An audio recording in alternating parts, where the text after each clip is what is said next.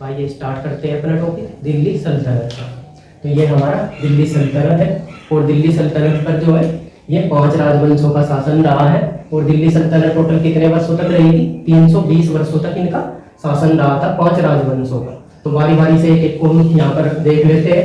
पहले नंबर पर जिस राजवंश ने शासन किया था वो था गुलाम वंश। दूसरे नंबर पर जो शासन हुआ था वो हुआ था खिलजी वंश का। तीसरे नंबर पर जो शासन हुआ था वो तुगलक वंश का।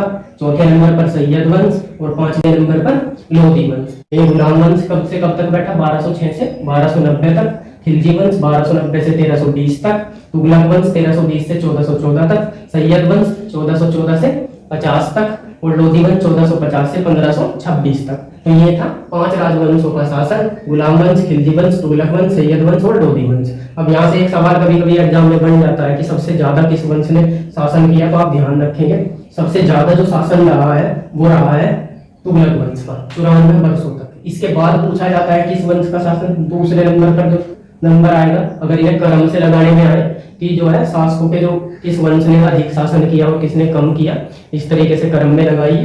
तो ये मैंने लिखा है यहाँ पर, पहले नंबर पर ये, दूसरे नंबर पर ये और तीसरे नंबर पर जो है लोधी वंश आएगा और चौथे नंबर पर जो है सैयद वंश आएगा और 5वें नंबर पर क्या आएगा?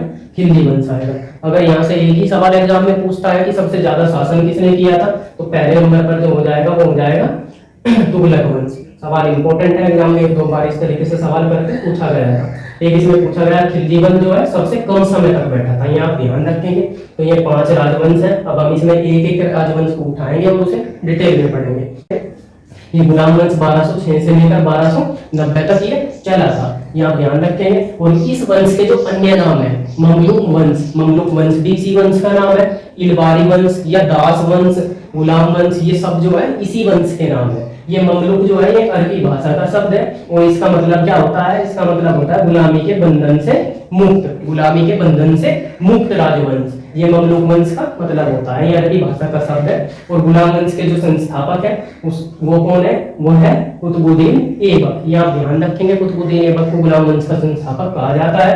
ऐबक जो है ये तुर्की भाषा का शब्द होता है और इसका मतलब होता है चंद्रमा का देवता। इसका मतलब क्या होता है? चंद्रमा का देवता। इनकी राजधानी जो है वो लाहौर होती है। राजधानी क्या है इनकी? लाहौर है। इसीलिए ये दिल्ली सल्तनत के वास्तविक संस्थापक इन्हें नहीं कहा जाता, क्योंकि इनकी राजधानी क्या है? लाहौर है। और राजधानी कौन ट्रांसफर करेंगे? इल्तुतमिश करेंगे, इसीलिए दिल्ली सल्तनत के वास्तविक संस्थापक हो जाएंगे। तो ये आप ध्यान रखेंगे। इनकी उपाधि आप ध्यान रखेंगे, लाख बख्श पहली उपाधि जो इंपॉर्टेंट है, पील बख्श ये इंपॉर्टेंट है, हातिम द्वितीय तीसरी उपाधि और एक चौथी उपाधि है पुरान खावा की उपाधि। ये 4 इनकी उपाधि है। एक सवाल इसमें यहाँ से कभी कभी पूछ लिया जाता है, लाख बख्श का मतलब लाखों का दान देने वाला, लाखों का दान देने वाला वो होता है लाख बख्श। पील बख्श का क्या मतलब होता है?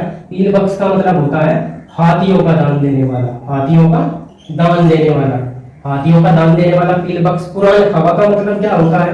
पुरान खावा का मतलब होता है पुराण का पाठ करने वाला, पुराण का पाठ करने वाला। ये आप ध्यान रखेंगे। ये इनकी उपाधि है। उपाधि क्या है इनकी? 4 उपाधि है, लाख बख्श हो गया, पील बख्श होगा, हातिम द्वितीय होगा और पुराण खावा हो गया। यहाँ आप इसे ध्यान रखेंगे। राजधानी इनकी लाहौर है और इन्हें गुलाम वंश का संस्थापक कहा जाता है। तो ये जो है ये हम हटा रहे हैं और ज्यादा लिखने के लिए।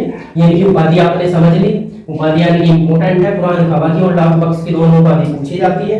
अब आप ध्यान रखेंगे इनके दरबारी कवि। इनके दरबारी कवि में जो है पहला नंबर आता है हसन निजामी का, हसन निजामी का। ये इनके दरबारी है। एक है फखरे मुदब्बिर, ये इनके दोनों ही दरबारी है। हसन निजामी ने यहाँ पर एक रचना की थी, हसन निजामी की एक रचना है। ये रचना इंपॉर्टेंट है, ये आप ध्यान रखेंगे। और इस रचना का नाम क्या है? इसका नाम है ताजुल मासिर। इसका नाम क्या है? ताजुल मासिर। ये इंपॉर्टेंट है। एक जो देखो एक विद्वान हो गया फखरे मुदब्बिर। फखरे मुदब्बिर की भी रचना आप याद रखें। फखरे मुदब्बिर ने क्या रचना की थी? फखरे मुदब्बिर की रचना कौन सी है? एक तो अदाब उल हर्र, एक तो ये रचना है और एक है अल सुजाता। अल सुजाता ये दो रचनाएं जो है ये फकरे मुदब्बिर की है। तो ये इसके विद्वान थे। हसन निजामी ने क्या रचना की थी? ताजुल मासिर। ये इंपॉर्टेंट है, ये एग्जाम में पूछी जाती है, ये इंपॉर्टेंट है। और इन्होंने जो है, इन्होंने अगर इनके निर्माण कार्यों में देखे तो इन्होंने 2 मस्जिद का निर्माण कराया था। एक तो 2.5 दिन का झोपड़ा बनवाया था इन्होंने अजमेर में, यहाँ ध्यान रखेंगे 2.5 दिन का झोपड़ा। और एक इन्होंने कुबतुल इस्लाम मस्जिद बनवाई थी, कुबतुल इस्लाम मस्जिद बनवाई थी इन्होंने दिल्ली में। और ये जो मस्जिद है ये इस्लामी पद्धति पर निर्मित भारत की प्रथम मस्जिद है। ये इस्लामी पद्धति पर निर्मित भारत की प्रथम मस्जिद है, यहाँ ध्यान रखेंगे। और इन्होंने ही क्या करवाया था? कुतुब मीनार का निर्माण कराया था। और कुतुब मीनार का निर्माण इन्होंने 1191 में कराया था। लेकिन इन्होंने क्या किया था? कुतुब मीनार की इन्होंने नींव नहीं भरी थी। तो किसकी स्मृति में ये बनवा रहे थे कुतुब मीनार? कुतुबुद्दीन बख्तियार काकी की स्मृति में इन्होंने कुतुब मीनार का निर्माण कराया था और इसकी नींव भरी थी। तो ये जो कुतुब मीनार के सवाल है ये एग्जाम में पूछे जाते हैं। ये आप देख, ये आपको बड़ा परेशान करेगा ये सवाल आगे। तो कुतुब मीनार से संबंधित जो भी सवाल है आप यहाँ पर क्लियर करेंगे। देखिए कुतुब मीनार का सवाल, कुतुब मीनार जो है, कुतुब मीनार का नींव किसने रखी? नींव किसने रखी? तो यहाँ ध्यान रखेंगे कुतुबुद्दीन ऐबक ने इसकी नींव रखी थी, यहाँ ध्यान रखेंगे। एक देखो इसमें इसका निर्माण पूरा किसने कराया था? इसका निर्माण जो पूरा हुआ था, वो कराया था इल्तुतमिश ने। किसने कराया? इल्तुतमिश ने इसका निर्माण पूरा कराया था। और ये जो कराया था ये 1231 से लेकर 32 के बीच इन्होंने कराया था। और एक और देखो, एक शासक और होंगे जो इससे संबंधित होंगे, वो है फिरोज शाह तुगलक।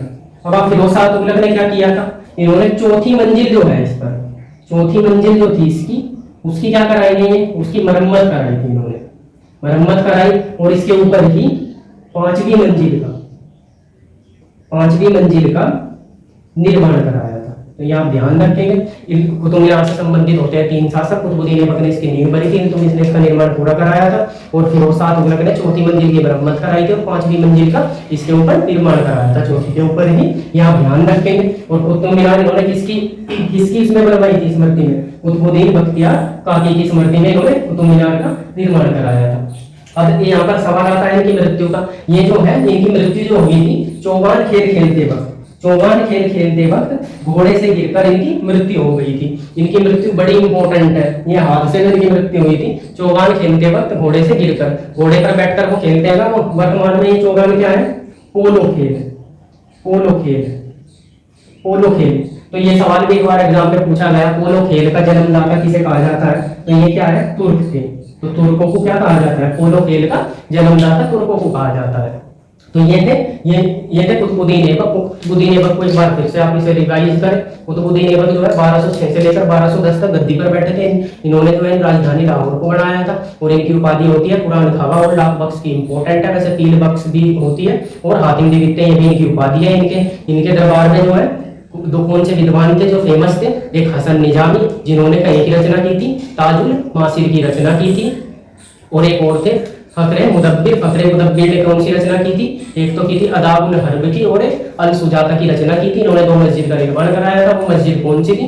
कुबतुल इस्लाम मस्जिद थी एक तो, और एक थी इसमें 2.5 दिन का झोपड़ा जो अजमेर में बनवाया था। कुतुब मीनार का निर्माण इन्होंने 1191 में पूरा नींव भर दी थी उसकी। और उसका निर्माण पूरा किसने कराया था? इल्तुतमिश ने कराया था। और फिरोज शाह तुगलक भी कुतुब मीनार से संबंधित होते हैं। इनकी मृत्यु 1210 में हो गई थी, चौगान खेलते वक्त इनकी मृत्यु हो गई थी। तो कुतुबुद्दीन ऐबक पर इतना ही है, आप इसे इतना ही ध्यान रखिए। अब देखो आगे बढ़ते हैं इसी क्रम में।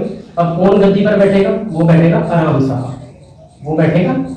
आराम शाह जो शासन करेगा वो करेगा 8 माह तक आराम शाह का शासन होगा। और ये जो है ये अयोग्य है, ये असक्षम है और अयोग्य है। तो इसीलिए शासन जो है इनसे होगा नहीं। इसके बाद जो गद्दी पर बैठेगा वो इंपॉर्टेंट है, वो है इल्तुतमिश जो गद्दी पर बैठेगा। इल्तुतमिश गद्दी पर बैठेगा 1210 से लेकर 1236 तक गद्दी पर बैठ जाएगा। और अब इल्तुतमिश ही इसमें इंपॉर्टेंट है। तो